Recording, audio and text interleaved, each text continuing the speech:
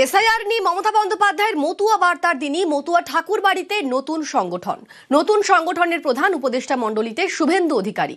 এবার বিজেপি বিধায়ক ও বিজেপি সাংসদের আলাদা সংগঠন। শান্তনু সংগঠন থেকে বেরিয়ে এলেন সুব্রত। ঠাকুর বাড়িতে এবার দাদা ভাইয়ের আলাদা সংগঠন।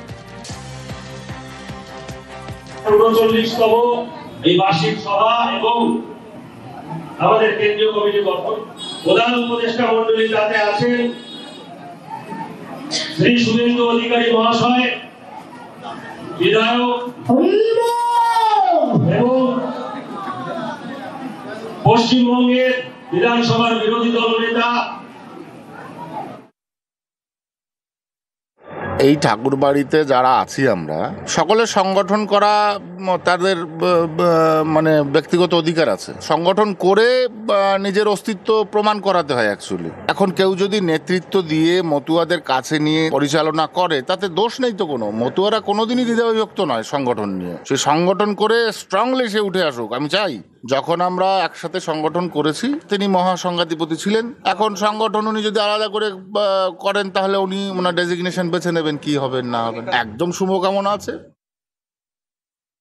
এটা তো ঠাকুর বাড়ির ব্যাপার, নতুন কিছু না, সেইটারই মানে নতুন করে আবার শুরু হচ্ছে। তা আমার দুই ছেলেই আমার কাছে সমান, এতে তো কোনো তফাৎ নেই। দুই ছেলের দিকেই আছি, সবসময় আছি। কোনো দিকে আলাদা দুটো মতো মহাসংঘ না, মতো মহাসংঘ একই, যে যার ইয়েভাবে করতে পারে সেভাবে করছে। একই সঙ্গে আছে, একই কমিটি, একই রেজিস্ট্রেশন নাম্বার। আমি দুই ছেলেকেই সমর্থন করি। মতুয়া মহাসংঘ একটাই।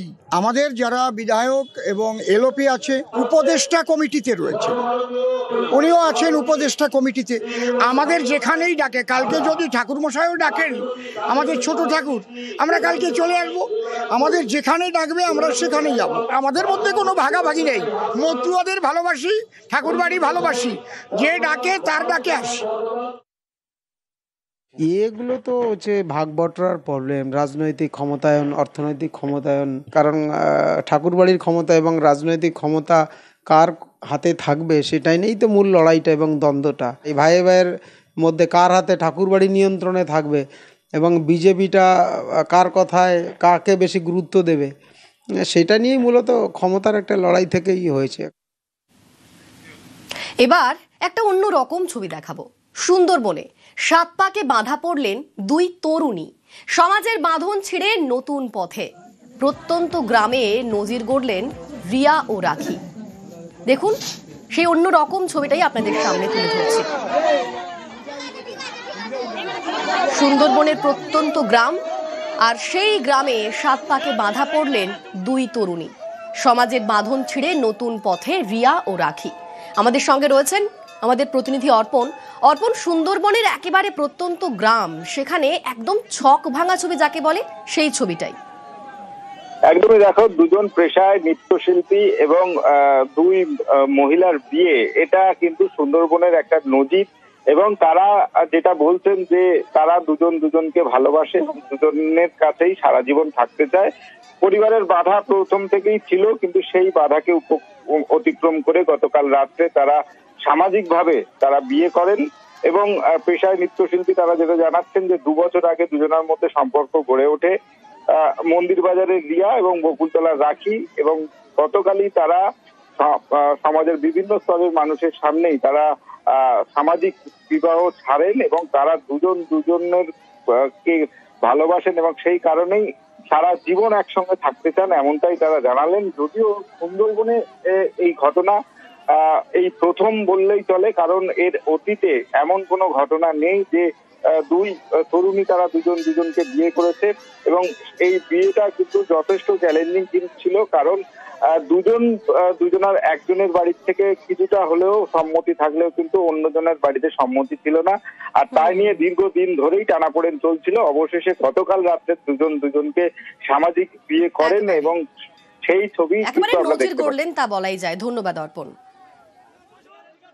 নিজের ইচ্ছা, মানে ভালো লেগেছে তাই করেছি। কতদিনের এই ভালো লাগা বা এই পরিচয় কতদিনের? 2 বছরে। কিভাবে পরিচয়? ফোনে কথা বলে সিদ্ধান্ত নিয়েছি ওর সঙ্গেই সারা জীবন থাকবো, আর আছে। ভালোবাসাটা বড় কথা, মহিলা হোক আর ছেলে হোক সেটা দুটোই আলাদা। ভালোবাসলেই সবকিছু হয়। কতদিনের এই প্রেম? 2 বছরের। কিভাবে এই সিদ্ধান্ত নিলে? এই পরিচয় কতদিনের? 2 বছরের। কিভাবে এই পরিচয়? ফোন দিয়ে। তারপর কি সিদ্ধান্ত নিলে? একসাথে বিয়ে করে সারা জীবন থাকার জন্য। কিন্তু দুজনেই তো মহিলা। মহিলাটা কি হয়েছে, থাকা যায় না সারা জীবন? আমার বাড়িতে মেনে নিচ্ছে না। 7 মাস মেনে ছিল, এখন মানছে না। ওর মা বাবা বলছে থাকতে দেবো না ওর সাথে। ওর বাড়িতে সবাই মেনে নিয়েছে আমাকে। কিন্তু তোমার বাবার বাড়ি গিয়েছি, ওখানে থেকেছি, আমাদের বাড়ি ছিলাম। বাবা এখন কি বলছে? বাবা ওই একই কথা, থাকতে দেবো না, ওর বাড়িতে থাকবো। বিহারের বাঙালিরা এসআইআর নিয়েই বা কি ভাবনা তাদের? বিহার থেকে নিউজ 18 বাংলার বিশেষ সেগমেন্ট বিহারের বৌমা।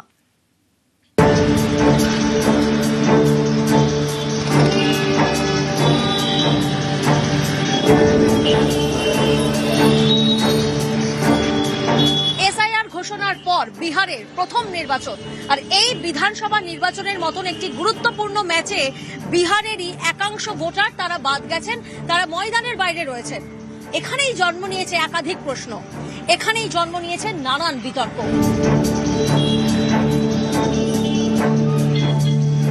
সেই উত্তরে আজ খুঁজবো আমি, প্রিয়াঙ্কা।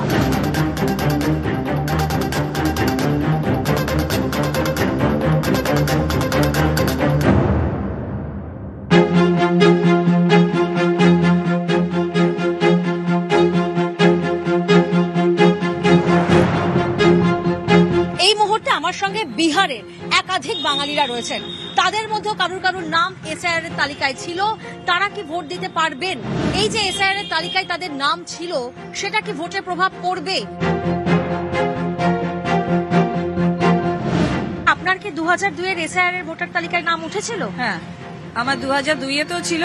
আমি এবারও ইমিগ্রেশনের সার্টিফিকেট ভরে আমার এবারও ভোটার লিস্টে নাম রয়েছে। আমি বর্ন এন্ড ব্রট আপ বিহারেতেই। এসআইআর এর কি কোনো প্রভাব বিহারে পড়ছে এবার ভোটে? না, এসআইআর এর প্রভাব শহর এরিয়াতে নেই। যারা মারা গেছে বা চাকরি সূত্রে বা কোনো কারণে বাইরে গেছে তাদের নামগুলো কাটা হয়েছে। সেন্ট্রাল বিহারের কোনো রকমের আটানো হয়নি। বর্ডারে কি হয়েছে তার আমাদের অতটা নেই, জানকারি নেই।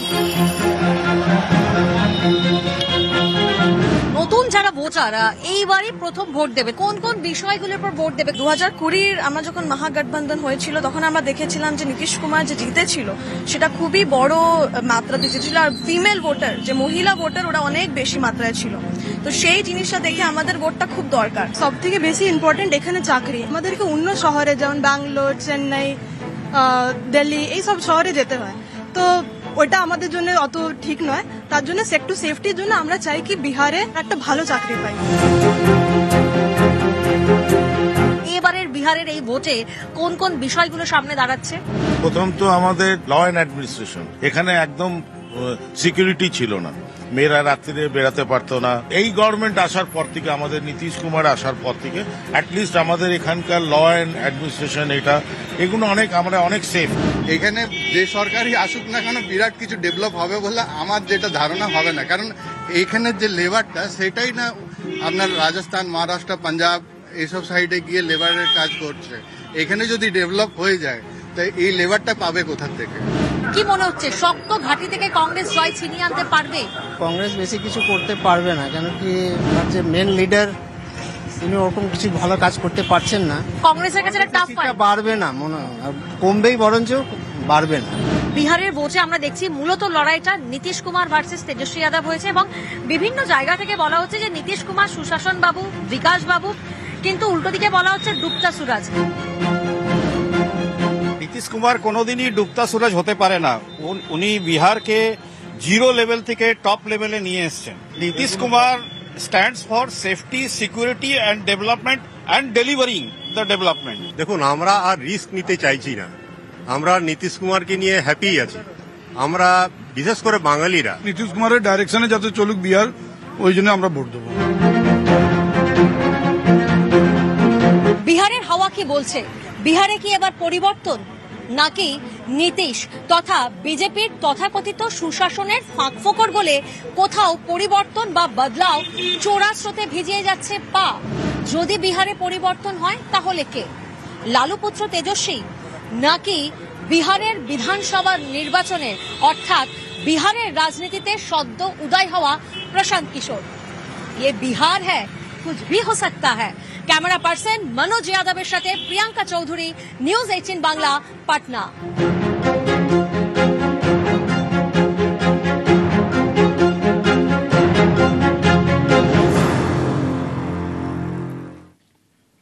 আর এবার একটু অন্যান্য খবরের দিকেও নজর রাখি। রাস পূর্ণিমায় দীঘায় ভিড়, দীঘার সমুদ্রে ভক্তের পুণ্য স্নান। রাস পূর্ণিমায় দীঘায় সতর্ক রয়েছে প্রশাসন, সাবধানে সমুদ্রে নামার পরামর্শ দেওয়া হয়েছে।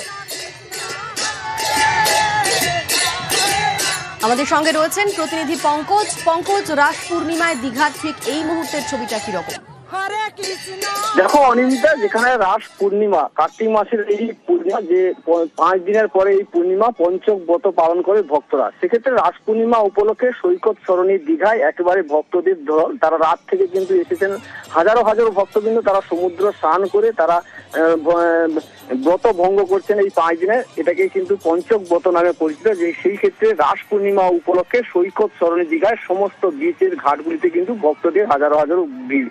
বিশেষ করে পর্যটক শহর দীঘায় এমনিতেই জনজোয়ার নামে যে সমুদ্র সৈকত রয়েছে, সেক্ষেত্রে এই যে রাস পূর্ণিমা উপলক্ষে সমুদ্রে ভক্তদের ঢল একেবারে চোখে পড়ার মতো। সতর্ক রয়েছে প্রশাসনের পক্ষ থেকে, যেহেতু অসংখ্য ভক্তবৃন্দরা সমুদ্রে সকাল থেকে কিন্তু তারা পুজো অর্চনা করছে, সমুদ্র স্নান করছে, সেক্ষেত্রে অপ্রীতিকর ঘটনা যাতে না ঘটে সেক্ষেত্রে প্রশাসনের পক্ষ থেকে বিশেষ নজরদারি রেখেছেন।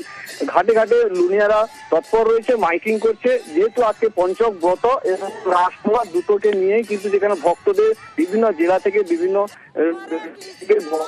সমুদ্র করছে এবং পঞ্চক ব্রত তারা ভঙ্গ করছে। ধন্যবাদ। রাস পূর্ণিমায় আমরা আসি, 5 দিন পঞ্চক করি, তো সেই রাস পূর্ণিমায় সমুদ্রে চান করতে আসি, আনন্দ উপভোগ করতে আসি। এখানে হরিনাম গাইতে আসি। হরে কৃষ্ণ হরে কৃষ্ণ।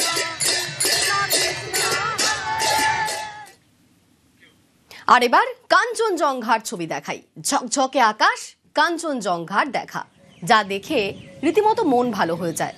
দুর্যোগ কাটিয়ে পরিষ্কার উত্তরবঙ্গের আকাশ, দার্জিলিং থেকে কাঞ্চনজঙ্ঘার দেখা, ঘুমন্ত বুদ্ধের দেখা শিলিগুড়ি থেকেও, জলপাইগুড়ি থেকেও কাঞ্চনজঙ্ঘা দর্শন, খুশি পর্যটক ও বাসিন্দারা।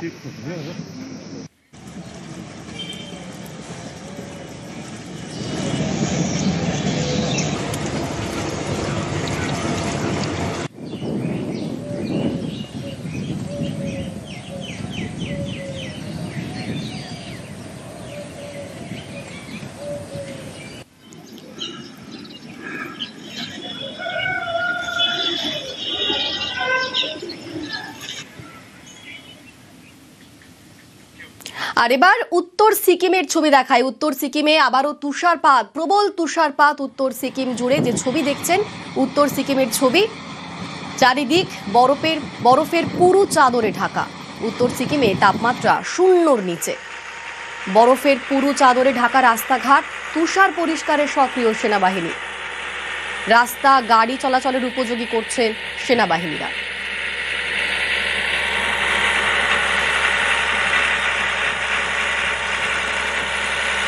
প্রবল তুষারপাত উত্তর সিকিম জুড়ে, একেবারে সেখানে তাপমাত্রা 0-এর নিচে নেমে গিয়েছে। বরফের পুরু চাদরে ঢাকা রাস্তাঘাট। যে ছবি দেখছেন উত্তর সিকিমের ছবি। আজ উত্তর সিকিম ঠিক এরকমই দেখতে। আমাদের সঙ্গে পার্থ রয়েছে, আরো আপডেট বলবে পার্থ।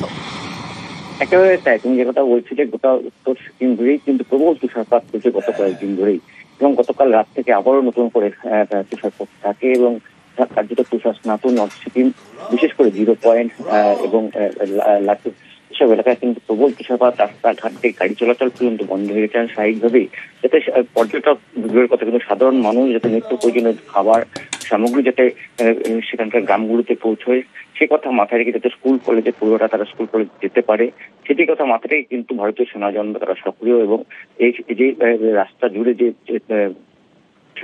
বরফের পুরু চাদর তা সরানোর কাজ ইতিমধ্যে শুরু করেছে, যাতে দ্রুত অন্তত পক্ষে গাড়ি চলাচল বা নিত্য প্রয়োজনীয় সামগ্রী যত গ্রামগুলোতে পৌঁছানো যায় সেই চেষ্টাই চালাচ্ছে কিন্তু ভারতীয় সেনা জওয়ানরা। বেশ, ধন্যবাদ পার্থ।